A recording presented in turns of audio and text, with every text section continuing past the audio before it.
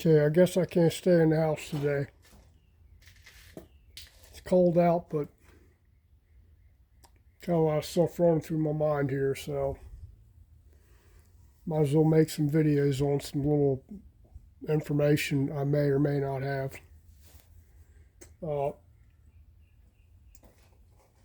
I didn't need to top these valve guides off, so, but I am going to cut the inside guide here because it sticks down pretty far into the port. I don't know if you can see that or not, but they're pretty far, stick pretty far through the port though, so I'll be cutting those off a little bit, or more than a little bit. I'll be cutting a good amount off of there. When I widen the port out, I'll be widening the port out over here on this side and trim down this guide boss right here where the guide sticks through there. One thing to consider is valve guide length. As a general rule of thumb, the length of the valve guide should be 5 to 7 times the diameter of the valve. Quiet. So, given those measurements, we're at basically about 1.6 inch on the short side and 2.2 on the long side. These guides actually measure, stock valve guide length is actually 2.7 or 2.4 something. And I won't be cutting them down to 1.6, but they'll be getting cut shorter on both the intake and the exhaust. On the exhaust guide, I don't know if you can see in there or not. On the exhaust guide, they don't stick up quite as far, but I'll be cutting those down a little bit. Probably a 1/4 inch on both of them. What you'll find happens is accelerated. The shorter the guide, the more accelerated the valve guide wear, especially on the rock back and forth. See, it's right at about 1/1000th clearance on there, maybe 1/1000th and a half, which is fine. When you're fitting these on Evos, you're typically 1/1000th on the intake and 2/1000th on the exhaust, as a general rule of thumb.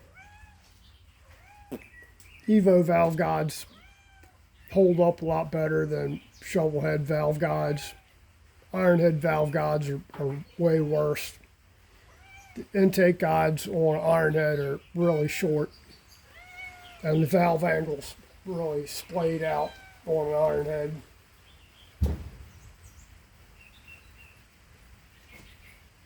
What you find is that as a general, I don't know if you can see that or not, but move cat, move.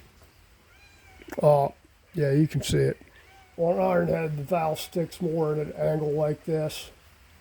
Not quite that bad, but you get the idea. These would be about like that right there. So the more splayed out it is, the rocker arms tend to thrust the valves more. Thus, roller rockers are nice to have because they do cut down on the friction on the valve itself. They tend not to push the valve as much, or side load the valve. But you know, $400 for some roller rockers, nah.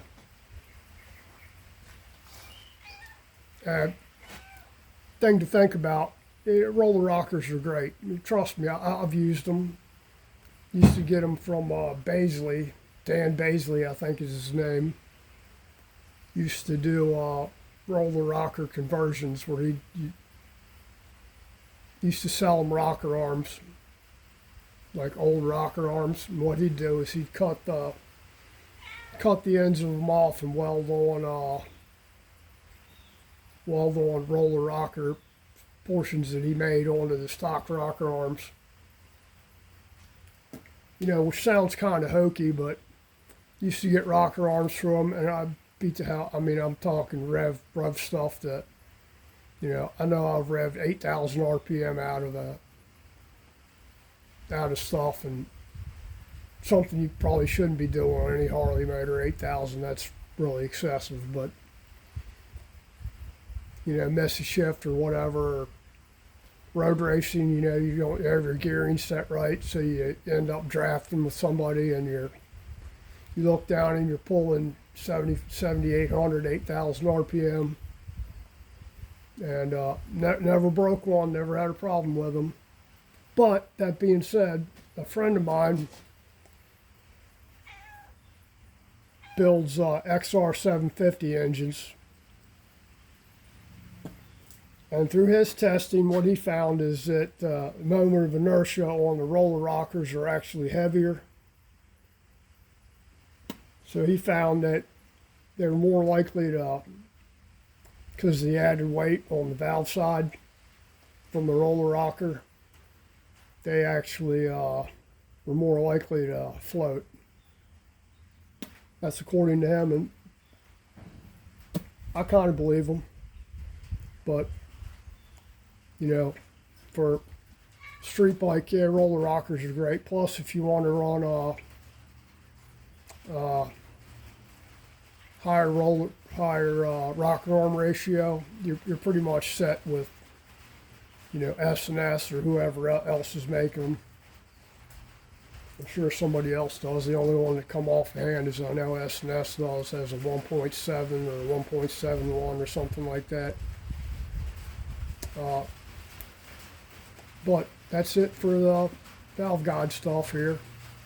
Just thought I'd bring that up while I'm doing nothing, listening to it rain and staying out here in the cold. Goofing off pretty much, thinking about stuff. So I'll be hacking these guides down, especially I don't have to cut the tops on them because I already know I got more than enough collar to seal clearance on these. I think I had over 600 thousandths. Let me see here. Got it written down over here somewhere.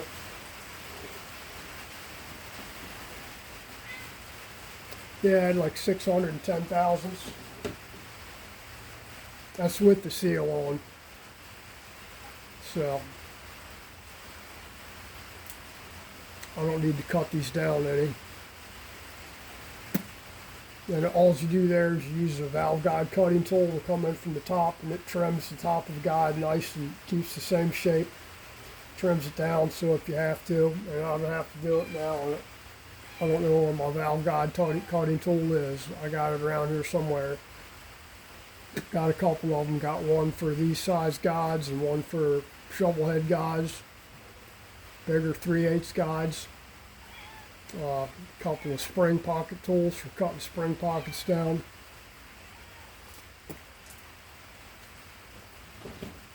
While I'm out here, I might as well show you this.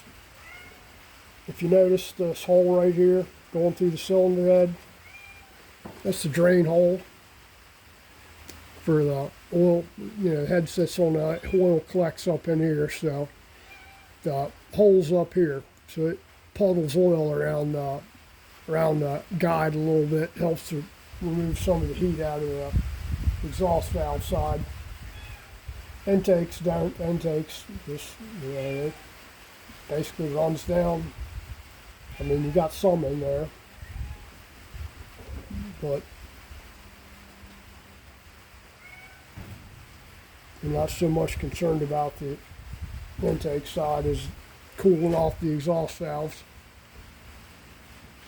And again, it's time for me to stop now because I'm just ranting, just rambling on about valve guides and cylinder heads. Anyway, I appreciate subscribers. You know, if you like my content, please like, share, subscribe, comment, all that stuff. Hit that notification bell. I'm pretty much out here regular now. Well, I'm going for now anyway. Going tomorrow to get injections in my one eye, and going Tuesday to get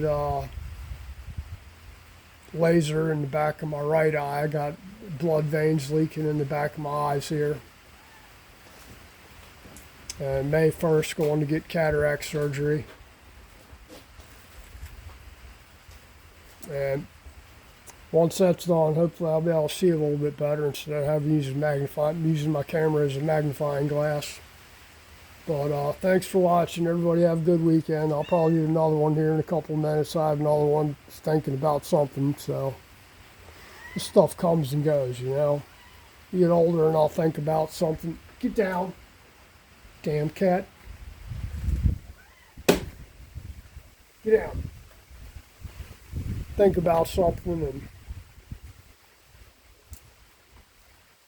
wake up in the middle of the night and I'd write it down if I could see what I was writing, but can't read my own writing, so can't read my own writing. Anyway, thanks for watching. Have a great day.